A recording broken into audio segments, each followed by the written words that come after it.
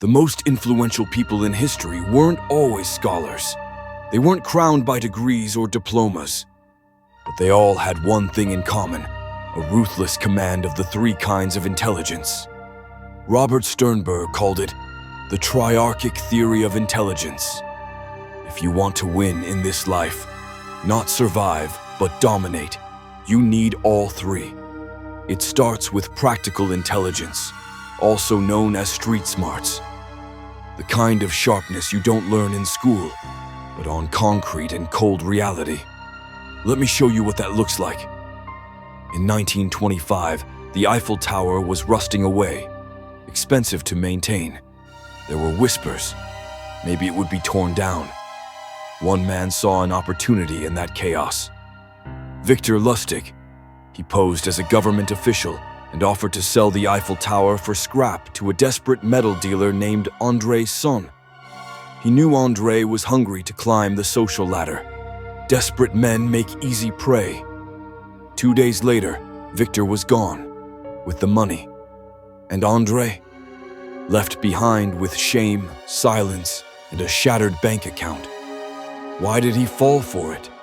Because his judgment was broken. Your brain lies to you. It gives weight to information just because it's familiar. You hear about a shark attack on the news, and you avoid the ocean, but cows kill more people. You see a man with tattoos and a leather jacket, and you label him a threat because of a stereotype. This is called representative bias, and your emotions, they twist everything. If something excites you, you think it's safe. If it scares you, you treat it like danger. If you don't understand how your brain deceives you, someone else will use that ignorance to control you. They'll flood you with compliments, isolate you, pressure you to decide fast. That's manipulation. Now you know, but practical intelligence is more than just awareness. You need adaptability, the power to think on your feet when the rules suddenly change. That's how you outmaneuver the system. But let's be real, street smarts alone won't make you legendary. You need a second weapon: creative intelligence.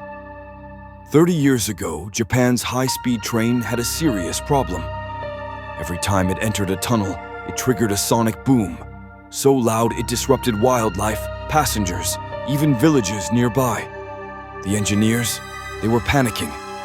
Until one man, Nakatsu, looked beyond engineering.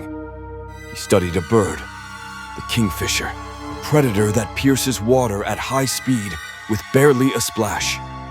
That beak became the blueprint for the train's new design. Sleek, silent, deadly. This is how creative intelligence works. You steal, not carelessly, but like an artist. You take from nature, from film, from the chaos around you, and you twist it into something your own. Look at Da Vinci. He studied birds to build machines of flight. Look at Samuel Morse. He used his art training to invent a language of dots and dashes. And today, Alex Hormozi says, if you want to master a skill, study its origins. A YouTuber should study film. A rapper should study poetry, rhythm, or dwarf speeches, even silence. Bonus truth, you're more creative when you're tired. Why?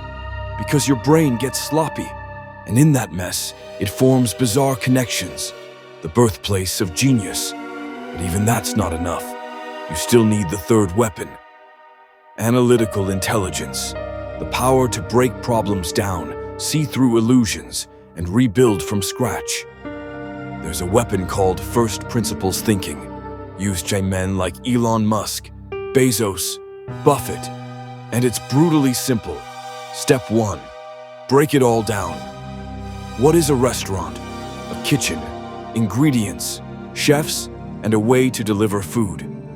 Step 2, question everything. Do people really need to sit in a restaurant to eat? What if we remove the tables, the waiters, the dining room? Step 3, rebuild it. Now it's just kitchens optimized for delivery. That's how Travis Kalanick built Cloud Kitchens, a $15 billion empire born from destruction. Still too abstract?